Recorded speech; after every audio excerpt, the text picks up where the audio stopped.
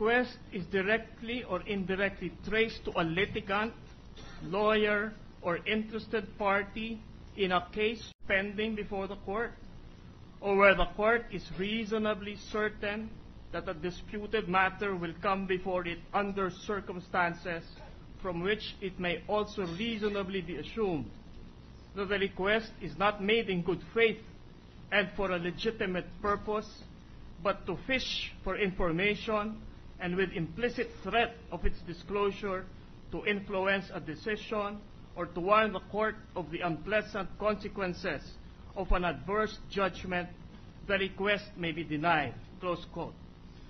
Madam Witness, do you consider the subpoena from this impeachment court to fall under paragraph 2? Your Honor, please. It is not within my competence. It is not within your competence. It is within the competence of the court. You said, Madam Witness, that you are familiar with RA 6713. Yes, Your Honor. May I read to you?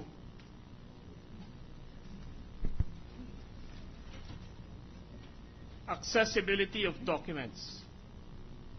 Quote, any and all statements. Counsel, are you cross-examining this witness or you No, Your Honor. I am just wondering why she did not. Well, then ask her why she was not able to bring the SAL so that she can make an explanation. She already said. I beg to intervene. The tendency of your question is to cross-examine her. Yes, and it's improper in a Yes. direct examination for the presenting lawyer, the lawyer presenting the witness to cross-examine his own witness. I am not a cross-examining with you. Well, that is the tendency of your question. Your Honor, the witness has testified that she is under the direct control and supervision of the Chief Justice. Then qualify her as a hostile witness so that you can propound cross-examination questions. Yes, Your Honor. May I just continue to read the provision in RA 6713, Your Honor, please? Any and all statements filed under this Act shall be made available for inspection at reasonable hours. Such statements shall be made available for copying or reproduction after 10 working days from the time they are filed as required by law. All right. May we be informed of the purpose of the question, Your Honor? Because as observed by the Honorable Presiding Justice, Your Honor, it seems that this is to lay the predicate in order to impeach the witness, Your Honor. Absolutely. And we are fully aware, Your Honor, of the rules of evidence, Your Honor. Unless the witness had been impeached, then there is no permission or there is no license to ask leading questions or questions that will degrade the character of the witness, Your Honor. We submit that as of this moment, there is no showing that the witness is a hostile witness. And it is only upon that showing that he can be cross-examined, Your Honor. That is our point of objection, Your Honor. If Your Honor, please. The SAL-N law requires not just the mere filing of the SAL-N, but that these SAL-Ns must be made publicly accessible. Yeah, but what? And the witness has already testified that she is under the direct and control and supervision of the Chief Justice. May I remind counsel of Section 10 of Rule 132 of the Rules of Evidence. Hostile witness. Yes, Your Honor. Please apply the rule. Yes, Your Honor. If you want to direct those kinds of questions on this witness, then qualify her as a hostile witness. There is a technique to do that. Yes, Your Honor. If I may proceed. But I repeat, Your Honor, we are not impeaching her. We are asking her who has given her the instructions or the direction not But this court is impressed by the nature of the question as an impeaching question. Yes, Your Honor. So reform the question. Ms. Witness,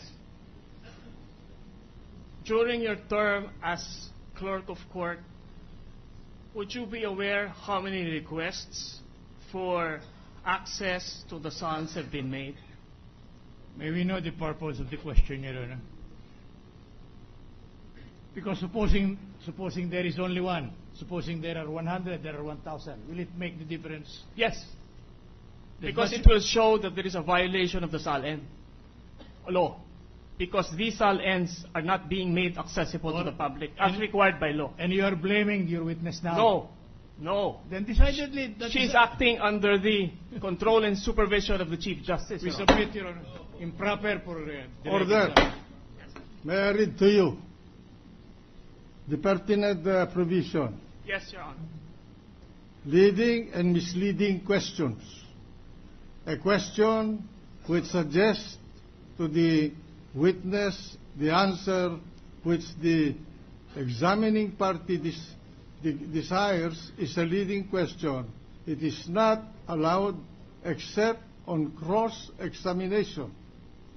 On preliminary matters, when there is a difficulty in getting a direct and intelligible answer from the witness who is ignorant or a child of tender years or is feeble-minded or deaf-mute, of an unwilling or hostile witness or of a witness who is an adverse party, then you lay the basis so that you can cross-examine that witness in all respect.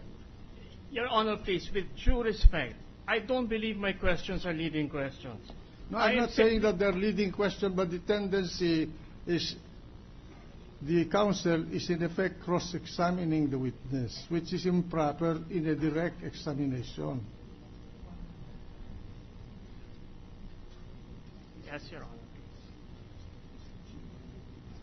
Honor. Mr. Counsel, you can frame your question in such a manner that you are eliciting facts, not arguing with the witness.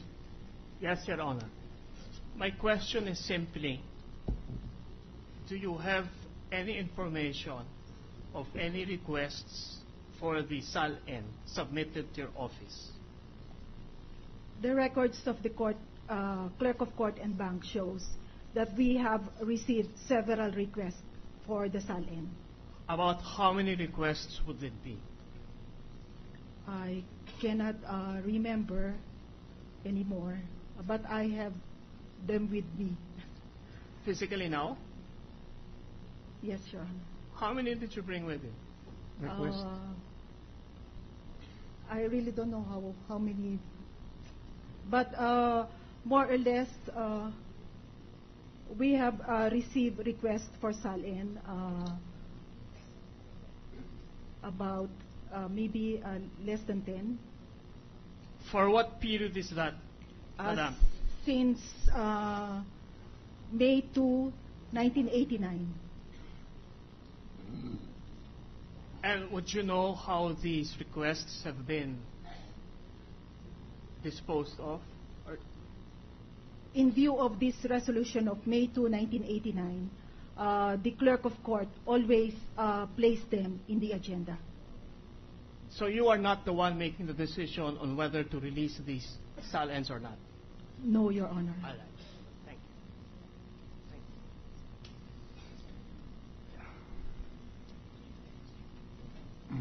you.